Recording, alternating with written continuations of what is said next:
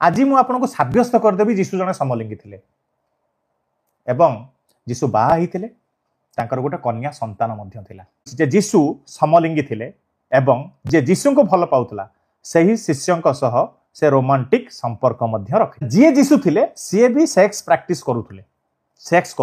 जहाँ लिखित सुसमाचार 13 अध्याय 23 पद आम मानक जनाए जीशुଙ୍କ शिष्य मानक मध्यरु जणे जहांकु जीशु प्रेम करुथिले से जीशुଙ୍କ दक्षिण पाखरे बसी भजन करुथिले। माने जीशु जहांकु प्रेम करुथिले से जीशुଙ୍କର दक्षिण पाखरे बसी भजन करुथिले।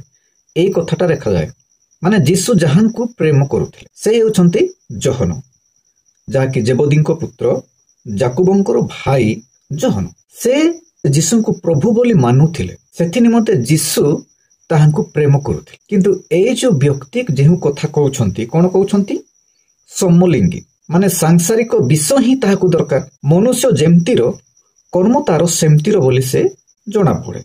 माने गछर फल द्वारा चिना जाए। आपण माने जानि छंती डिंबिरी गछरु कमला किबा लेंबू तुलंती नाही किबा लेंबू गछरु डिंबिरी फल तुलंती नाही। से प्रकार फल द्वारा गछ को भी चिना जाए, गछ द्वारा फल को मध्य चिना जाए। सेथिपाई से व्यक्ति कौन कहती जीशु प्रेम करुथिले माने से समलिंगी जीशु को तुलना करे जहनଙ୍କ सहित से कौन करुथिले ना सेक्स मेंटेन करुथिले बोली से कहउछंती। जीशु सेक्स मेंटेन करुथिले बोली से कहउछंती जहा कि शैतान मध्यरु ए जणे भंड बाहरिलेनी। एते लज्जार विषय से कहि देउछंती। सेथि निमंते प्रिय बंधु माने आपण मानकु मो कहिबाकू चाहे मो ए वीडियो कहिबार बनेबार उद्देश्य आपण माने जे संपूर्ण रूपे स्पष्ट रूपे जानंतु जेहु गछ को प्रकार गछ केहु फल फळे। सेथि निमंते मु आपण मानकु जणाइबाकू चाहे जे जीशुंको शिष्य मानक मध्यरु जणे जहांकु जीशु प्रेम करुथिले। माने प्रेम माने या शारीरिक प्रेम को बुझाए ना। ए सांसारिक मनुष्य ए शारीरिक प्रेम को बुझाए बुझंती किंतु आत्मिक भावरे प्रेम संपर्क माने स्नेह करिबा अर्थात जीशु को प्रभु बोली स्वीकार करी से ताहांकर आज्ञा पालन करुथिले। सेथि पई जीशु ताहांको प्रेम करुथिले। आपण माने जदि जानिबाकू पाइबे 34 पद 13 रो 34 पद रे माने जदि पठन करिबा एटी भी लिखा जाए तुंभे माने परस्पर को प्रेम करो एही नूतन आज्ञा मु तुंभ माननकु देउछि। मु जेपरि तुंभ माननकु प्रेम करे अछि तुंभे माने मध्य सेही परि परस्पर को प्रेम करो। एटा आपण माने कोन बुझंती ना एठी लिखा जाए तुंभे माने परस्पर को प्रेम करो माने जण को प्रेम करिबा अर्थ तो दया देखेबा साहाय्य करिबा सबु विषय रे तांकु जोगैबा। एहा मध्य से भाई बुझंती तपी मिश्र बुझिबे ना तुम्भे माने परस्पर को प्रेम करो। से केवल व्यभिचार आड़ को नहीं जानती सेक्स मेंटेनेंस आड़ को नहीं जानती। परस्पर को जीशु एपरी कहीदेले बोली से मध्य एटा विपद जदि से जानिबे सेमती ही कहीदेबे। से व्यक्ति को पार्टी ही सेमती विषय ही बाहरी था। किंतु परस्पर को प्रेम करो एहा नूतन आज्ञा मु तुंभ माननकु देउछि बोली जीशु कहिछन। माने परस्पर घृणा भाव न आसु। आम माने जानिछु अनेक लोक माने जो माने जीशु को जानी नाहंती से मानक ठारे बहुत घृणा अछि। ये सेमती लोक से सेमती लोक ताको मिसाउ नाही ताको एमती करो। किंतु जो माने एई प्रभु जीशु को जानी छंती से माने परस्पर को प्रेम करिबा निमंते चेष्टा करिथांती। एहा नूतन आज्ञा प्रभु जीशु ख्रीष्ट देइछंती।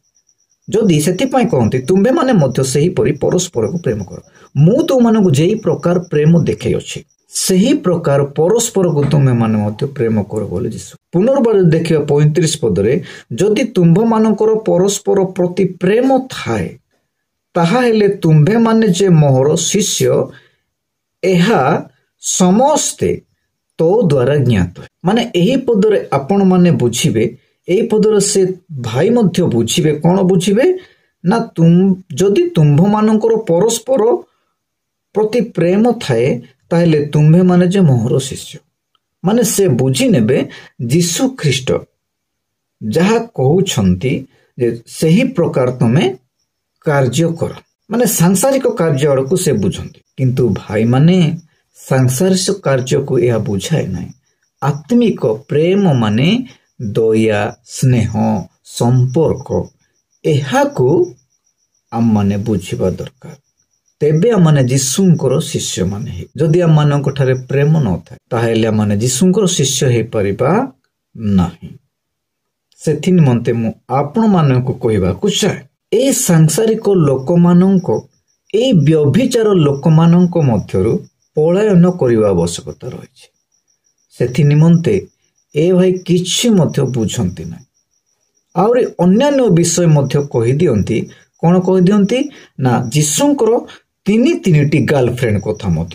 ପୁଣି ଏବେ ଆହୁରି ଗୋଟେ ରିସେଣ୍ଟଲି କହୁଛନ୍ତି, ତା ଆପଣମାନେ ମଧ୍ୟ ଭିଡ଼ିଓଟିକୁ ଶୁଣନ୍ତୁ। ଯୀଶୁ ବାହା ହେଇଥିଲେ, ତାଙ୍କର ଗୋଟେ କନ୍ୟା ସନ୍ତାନ ମଧ୍ୟ ଥିଲା। ପୁସ୍ତକର ନାଁ ଦ ଭିନ୍ସି କୋଡ୍, ଲେଖିଛନ୍ତି ଡନ୍ ବ୍ରାଉନ୍। ସେ ବି ଜଣେ ଖ୍ରୀଷ୍ଟିଆନ। ଆମର ହିନ୍ଦୁର ଆମର କିଛି ମତଲବ ନାହିଁ ଲେଖା ଲେଖି, ତମରି ଲେଖା ଲେଖି ହେଇଛି ହେଲା। ଡନ୍ ବ୍ରାଉନ୍ କ'ଣ ଲେଖିଛନ୍ତି? ଡନ୍ ବ୍ରାଉନ୍ ଏହି ସଂକଳ୍ପନାକୁ ବ୍ୟବହାର କରିଥିଲେ ଯେ ଯୀଶୁ ମ୍ୟାରି ମ୍ୟାଗଡାଲେନ୍ ସହ ବିବାହିତ ଥିଲେ ଏବଂ ତାଙ୍କ ସହ ଜଣେ କନ୍ୟା ସନ୍ତାନ ପ୍ରାପ୍ତ କରିଥିଲେ। ସେ ଏବେ ରିସେଣ୍ଟଲି କ'ଣ କହିଲେ ନା ଯୀଶୁ ବିବାହ କରିଛନ୍ତି ଆଉ ତାଙ୍କର ଛୁଆଟେ ମଧ୍ୟ ଝିଅ ପିଲାଟି ଅଛି। ଆରେ ସେ ଯାକୁ ପାଇବେ ସେମିତି ମଧ୍ୟ କହିଦେଉଛନ୍ତି। ଆଉ ଯଦି ଆଉ ଟିକେ ଯଦି କିଛି ଦିନ ପଢିବେ ବାଇବେଲ, ଯାହାକି ମଗଦଲିନ ମରିୟମ ଯୀଶୁଙ୍କୁ ଯେତେବେଳେ ତାଙ୍କର କ୍ରୁଶର ବିଧ ହେବା ପୂର୍ବରୁ ସେ ବହୁମୂଲ୍ୟ ତୈଳ ନେଇ କେଶରେ ପୋଛି ଦେଇଥିଲେ, ସେ ନିଜର ସ୍ତ୍ରୀ କହିବେ ତାକୁ। ଏହି ପ୍ରକାର ଭଣ୍ଡ ଶିକ୍ଷକ ମାନେ ମଧ୍ୟ ବାହାରିବେ। ବାଇବଲରେ ଯାହା ଲିଖିତ ଅଛି, ମାନେ ଶେଷ ଭୀଷଣ ସମୟ ଉପସ୍ଥିତ ହେବ ଯେ ଭଣ୍ଡ ଶିକ୍ଷକ ମାନେ ମଧ୍ୟ ବାହାରିବେ। କେମିତି ନା ଶୟତାନ ମଧ୍ୟ ସେ ଚେଷ୍ଟା କରିବ ଯେ ଭଣ୍ଡ ପାଳକ ମାନଙ୍କୁ ମଧ୍ୟ ରଖିବ। ଏଇ ତପି ମିଶ୍ର ହେଉଛନ୍ତି ସେ ଭଣ୍ଡ ପାଷ୍ଟର ହେଉଛନ୍ତି ତପି ମିଶ୍ର। ସେଥି ନିମନ୍ତେ ତାହାଙ୍କୁ ମଧ୍ୟ ଶୟତାନ ପ୍ରସ୍ତୁତ କରାଇ ଲଜ୍ଜାର ବିଷୟକୁ ସେ ଉନ୍ମୁକ୍ତ କରାଇଥାନ୍ତି। ଯାହା ସେ କହିଥାନ୍ତି କଳ୍ପନା କରି କହିଥାନ୍ତି। ସେଥି ନିମନ୍ତେ ପ୍ରିୟ ବନ୍ଧୁଗଣ, ଆପଣମାନଙ୍କୁ ମୁଁ ସଚେତନ କରିବାକୁ ଚାହେଁ, ଆପଣମାନେ ଭଲ ଭାବରେ ଧ୍ୟାନ କରନ୍ତୁ, ବାକ୍ୟକୁ ପଢ଼ନ୍ତୁ। ଯଦି ପଢ଼ି ବୁଝି ପାରୁନାହାନ୍ତି, ଅନ୍ୟ ଜଣଙ୍କୁ ଯେଉଁମାନେ ଜାଣିଛନ୍ତି ସେମାନଙ୍କଠୁ କିଛି ବୁଝି ନିଅନ୍ତୁ। ତାପରେ ଆପଣମାନେ ଭଲ ବିଷୟକୁ ଧରିନେବେ। ନହେଲେ ସାଂସାରିକ ମନା ଲୋକମାନଙ୍କ ଠାରୁ ଯଦି ବାଇବେଲ ଆପଣମାନେ ପଢ଼ିବେ, ଯେତେ ପାଠ ପଢ଼ିଥାନ୍ତୁ, ସେମାନେ ବାଇବେଲର ଆତ୍ମିକ ବିଷୟ ଆତ୍ମିକ ଜ୍ଞାନକୁ ସେମାନେ ଖୋଲି କହିପାରିବେ ନାହିଁ। ବାଇବେଲ ବନ୍ଧୁମାନେ ଏହା କେବଳ ଶାରୀରିକ ନୁହଁ, ଆତ୍ମିକ ବିଷୟରେ ମଧ୍ୟ ବୁଝାଏ। ବାଇବଲରେ ଗଣିତ ଅଛି, ବିଜ୍ଞାନ ଅଛି, ଶାରୀରିକ ବିଷୟ ଅଛି, ଆତ୍ମିକ ବିଷୟ ଅଛି। ଏହା ସମ୍ପୂର୍ଣ୍ଣ ଲୋକମାନେ ବୁଝିପାରନ୍ତି ନାହିଁ। କିନ୍ତୁ କେଉଁ ଆଡ଼ୁ କୁଆଡ଼ୁ କେଉଁ ବିଷୟ ନେଇକି ଲେଖାଯାଏ ତାହା ତର୍ଜମା କରି ବୁଝିବା ଆବଶ୍ୟକତା ପଡ଼ିଛି। ସେଥି ନିମନ୍ତେ ଯେଉଁମାନେ ଶାରୀରିକ ମନା ଲୋକମାନେ, ସେମାନେ ଯଦି ପାଠ କରୁଛନ୍ତି, ଅନ୍ୟ ଜଣଙ୍କ ଠାରୁ ସେ ବୁଝିନିଅ। ମୁଁ ଆପଣମାନଙ୍କୁ ସଚେତନ କରିବାକୁ ଚାହେଁ ଯେ এই ସମସ୍ତ ଭିଡ଼ିଓ, ଅଶ୍ଳୀଳ ଭିଡ଼ିଓ ଗୁଡ଼ାକରୁ ଆପଣମାନେ ସତର୍କତା ରୁହନ୍ତୁ। ଏ ସମସ୍ତ ମିଥ୍ୟା ବିଷୟରେ ସେ ଭଣ୍ଡ ଶିକ୍ଷକ ମାନେ କୁହନ୍ତି, ମାନେ ଭଣ୍ଡ ପାଷ୍ଟର ମାନେ କୁହନ୍ତି। ସେ ଭାଇ କହନ୍ତି ଯାହାକି ଫାଦ୍ରୀ ମାନେ, ପାଷ୍ଟର ମାନେ, ଏମାନେ ପବିତ୍ର ଆତ୍ମା ଆଉ ଈଶ୍ୱରଙ୍କ ଆଡ଼ୁ ଏମାନେ ଉତ୍ପନ୍ନ ହେଇଥାନ୍ତି। କାହିଁକି ନା ଯାହାକି ଜିସାୟା ଭବିଷ୍ୟତ ବକ୍ତାଙ୍କ ପୁସ୍ତକରେ, ଜିରିମିୟାଙ୍କ ଭବିଷ୍ୟତ ପୁସ୍ତକରେ ଯାହା ଲିଖିତ ହେଇଅଛି ଯେ ଏମାନଙ୍କୁ ପ୍ରଭୁ ନିଜର ସେବା କାର୍ଯ୍ୟ, ଲୋକମାନଙ୍କର ସେବା କାର୍ଯ୍ୟ କରିବା ନିମନ୍ତେ ମାତାଙ୍କ ଗର୍ଭରୁ ଜନ୍ମ ହେବା ପୂର୍ବରୁ ମନୋନୀତ କରିଛନ୍ତି।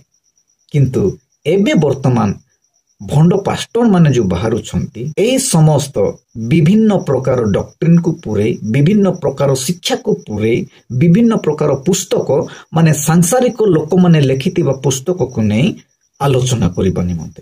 କିନ୍ତୁ ସେ କଥା ନାହିଁ ଭାଇ। କିନ୍ତୁ ଏଇଟା ବାଇବଲ ସମ୍ପୂର୍ଣ୍ଣ ଫରକ।